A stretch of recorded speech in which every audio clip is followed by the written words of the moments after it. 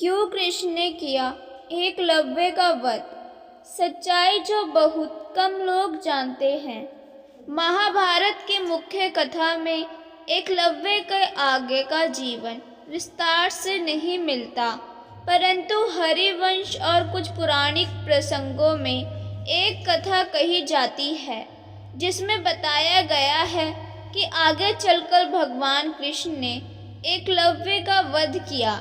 ये कथा केवल एक युद्ध का वर्णन नहीं करती, बल्कि ये भी समझाती है कि मनुष्य की महानता उसके कौशल से नहीं, बल्कि उसके द्वारा चुने गए पक्ष से तय होती है। एकलव्य निषादराज हिरण्यधनु का पुत्र था।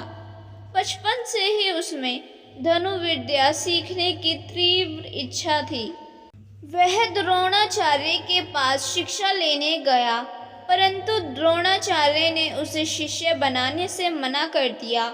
तब एकलव्य ने हार नहीं मानी।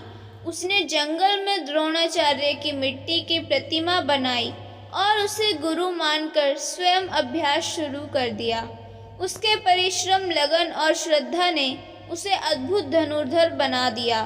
जब द्रोणाचार्य को यह ज्ञात हुआ और उन्होंने अर्जुन को सर्वोत्तम धनुर्धर बनाने का अपना वचन निभाने के लिए एकलव्य से गुरु दक्षिणा में उसका अंगूठा मांगा, तो एकलव्य ने बिना क्षण भर सोचे अपना अंगूठा काटकर अर्पित कर दिया। यह उसकी गुरु भक्ति का अनुपम उदाहरण था।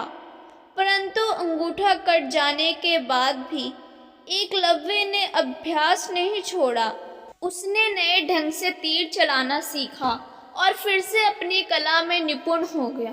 समय बीतता गया और उसकी कीर्ति दूर दूर तक फैलने लगी। इसी बीच मगध का राजा जरासंध, जो अत्यंत शक्तिशाली परंतु क्रूर और अधर्मी था, एकलव्य के संपर्क में आया। जरासंध भगवान कृष्ण का घोर शत्रु था। वह बार बार मथुरा पर आक्रमण करता था और यादवों को नष्ट करने का प्रयास करता था।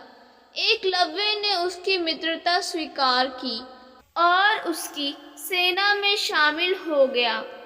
एकलव्य की अद्भुत धनुर्विद्या अब जरासंध की शक्ति बन गई। वह यादवों के विरुद्ध युद्धों में भाग लेने लगा। उसके तीरों की गति इतनी तीव्र थी कि वह शत्रु सेना में भय उत्पन्न कर देता था।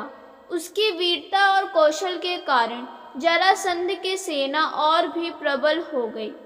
भगवान कृष्ण यह सब देख रहे थे।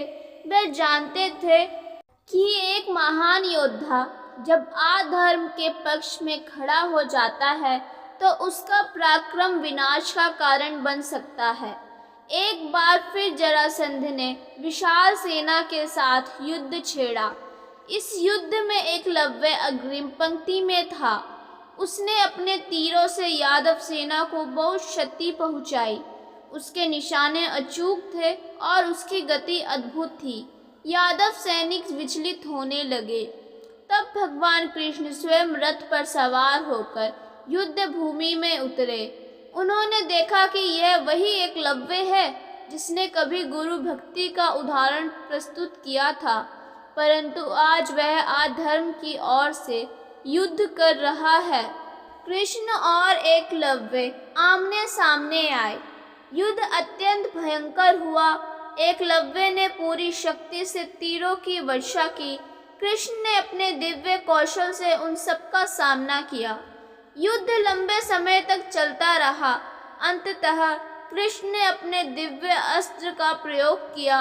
वह अस्त्र सीधा एकलव्य को लगा और वह भूमि पर गिर पड़ा। युद्ध भूमि में उसने वीर गति पाई। कहा जाता है कि उस क्षण कृष्ण के मन में उसके लिए कोई द्वेष नहीं था, बल्कि करुणा थी। वे जानते थे कि एकलव्य महान था, परंतु उसने गलत पक्ष का साथ चुना, इसलिए उसका अंत ऐसा हुआ। इस कथा का संदेश यही है कि मनुष्य की प्रतिभा तभी सार्थक होती है जब वह धर्म के मार्ग पर प्रयुक्त हो। अधर्म का साथ देने पर महान से महान व्यक्ति भी विनाश को प्राप्त हो जाता है। इस प्रकार कृष्ण द्वारा एकलव्य का वध व्यक्तिगत शत्रुता नहीं बल्कि धर्म की रक्षा के लिए किया गया एक आवश्यक कार्य माना जाता है। यह प्रसंग हमें सिखाता है कि सच्ची महानता केवल शक्ति और कौशल में नहीं बल्कि सही मार्ग चुनने में है। अगर आपको ये कहानी पसंद आई हो तो चैनल को लाइक और सब्सक्राइब करना ना भूलें। धन्यवाद।